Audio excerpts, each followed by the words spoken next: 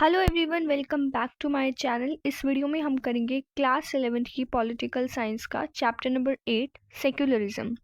जो सेक्युलरिज्म हमारा चैप्टर चल रहा था उसमें हमने काफ़ी सारी चीज़ें पढ़ी, जैसे कि सेक्युलरिज्म होता क्या है, फिर सेक्युलर स्टेट के बारे में देखा। हमने इंडियन और वेस्टर्न मॉडल भी देखा सेक्युलरिज्म का, जिसमें हमने डिफरेंस देखा कि वेस्टर्न मॉडल का जो सेक्युलरिज्म है और जो इंडियन मॉडल का जो सेक्युलरिज्म है उनमें डिफरेंस क्या है। अब हमारा जो टॉपिक है वो है क्रिटिसिज्म्स ऑफ इंडियन सेक्युलरिज्म, यानी कि इंडियन सेक्युलरिज्म के ऊपर कुछ मिस्टेक्स बताई जाती है कि इंडियन सेक्युलरिज्म गलत है, ऐसे क्वेश्चंस उठाए जाते हैं। अब वो क्वेश्चंस क्या क्या है और उनका आंसर क्या क्या है वो हम इस टॉपिक में पढ़ेंगे। ठीक है। इंडियन सेक्युलरिज्म में क्रिटिसिज्म दिखाई देता है, यानी कि बाकी के जो लोग हैं वो कहते हैं कि इंडियन सेक्युलरिज्म जो है उसमें मिस्टेक है। तो ये क्रिटिसिज्म्स क्या हैं and can we defend secularism from them. तो पहला जो हमारा टॉपिक है वो है एंटी रिलीजियस का। ठीक है।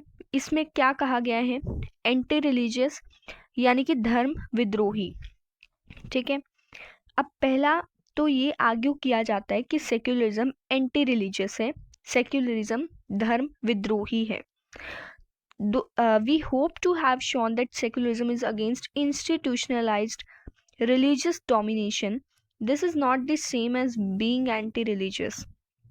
इसका मतलब क्या है कि सेक्युलरिज्म रिलीजियस डोमिनेशन के अगेंस्ट है, लेकिन इसका मतलब ये नहीं है कि सेक्युलरिज्म एंटी रिलीजियस है।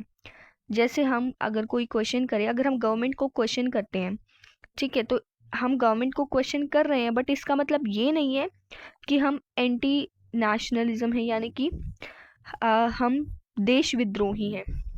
ठीक है, ऐसा हम नहीं कह सकते। वैसे इसमें कहा गया कि सेक्युलरिज्म रिलीजियस डोमिनेशन को सपोर्ट नहीं करता है, ओपोज करता है, लेकिन इसका मतलब ये नहीं है कि ये एंटी रिलीजियस है। सिमिलरली ऐसा आर्ग्यू किया जाता है कि secularism threatens religious identity. Secularism जो है वो रिलीजियस आइडेंटिटी को थ्रेटन करता है। However as we noted earlier, ऐसा नहीं है। ठीक है, इसका आंसर क्या है, नो, सेक्युलरिज्म थ्रेटन नहीं करता है रिलीजियस आइडेंटिटी को। अब रीज़न देखते हैं क्यों नहीं करता है। क्योंकि सेक्युलरिज्म जो है वो रिलीजियस फ्रीडम को और इक्वालिटी को प्रमोट करता है एंड ये प्रोटेक्ट करता है रिलीजियस आइडेंटिटी को, उसको थ्रेटन नहीं करता, उसको डराता नहीं है। Of course it does undermine some form of religious identity, यानी कि कुछ रिलीजियस आइडेंटिटी की जो फॉर्म्स है उनको अंडरमाइन करता है। जैसे कि अगर कोई एक रिलीजन दूसरे रिलीजन पर डोमिनेशन अपना क्रिएट कर रहा है तो उस रिलीजन के खिलाफ आवाज़ उठाई जाएगी। ठीक है, लेकिन इसका मतलब ये नहीं है कि सेक्युलरिज्म जो है वो रिलीजियस आइडेंटिटी को थ्रेटन करता है। Those which are dogmatic, violent, fanatical, exclusivist and those which toasted hated of other religions, यानी कि जहाँ पर कॉन्फ्लिक्ट्स दिखाई देंगे, वायलेंस क्रिएट होगा, तो वहाँ पर सेक्युलरिज्म आवाज़ उठाता है। बट इसका मतलब ये नहीं है कि वो रिलीजियस आइडेंटिटी को खतरे में डाल रहा है। Real question is not whether something is undermined, but whether what is undermined is intrinsically worthy और अनवर्दी। तो रियल क्वेश्चन वो नहीं है कि जो जिसको अंडरमाइन किया जा रहा है, बल्कि रियल क्वेश्चन ये है कि what is undermined in intrinsically worthy और अनवर्दी, कि जिसको अंडरमाइन किया जा रहा है वो वर्दी है या अनवर्दी है। ठीक है, तो ये वाला हमारा टॉपिक था जिसमें हमने क्वेश्चन क्या देखा। पहले तो इसने कहा कि जो सेक्युलरिज्म है वो एंटी रिलीजियस है, धर्म विद्रोही है। फिर इसका भी हमने रीज़न दिया कि ऐसा नहीं है। अगर सेक्युलरिज्म कुछ जो रिलीजियस डोमिनेशन है उसको अपोज कर भी रहा है तो इसका मतलब ये नहीं कि सेक्युलरिज्म एंटी रिलीजियस है। दूसरा यहाँ पर क्या था, इसमें कहा गया था कि सेक्युलरिज्म रिलीजियस आइडेंटिटी को थ्रेटन करता है। तो इसका आंसर भी ये है कि रिलीजियस आइडेंटिटी को थ्रेटन नहीं करता है।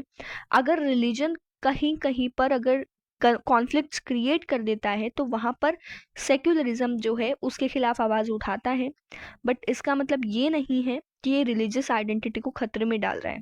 ठीक है, क्योंकि सेक्युलरिज्म इक्वालिटी को और फ्रीडम को प्रमोट करता है। तो ये वाला हमारा पहला टॉपिक था क्रिटिसिज्म ऑफ इंडियन सेक्युलरिज्म में। नेक्स्ट हमारा है वेस्टर्न इम्पोर्ट। वेस्टर्न इम्पोर्ट के बाद हमारा आ जाता है माइनॉरिटिज्म। नेक्स्ट हमारा है इंटरवेंशनिस्ट, ठीक है, और फिर है vote bank politics, impossible project. तो एक एक करके हम सारे टॉपिक्स कवर करेंगे। आई होप आप सबको समझ में आ गया होगा। फिर भी कोई डाउट हो तो आप कमेंट करके पूछ सकते हैं। सो मिलते हैं अपने नेक्स्ट वीडियो में जिसमें हम वेस्टर्न इम्पोर्ट के बारे में समझेंगे। Thank you.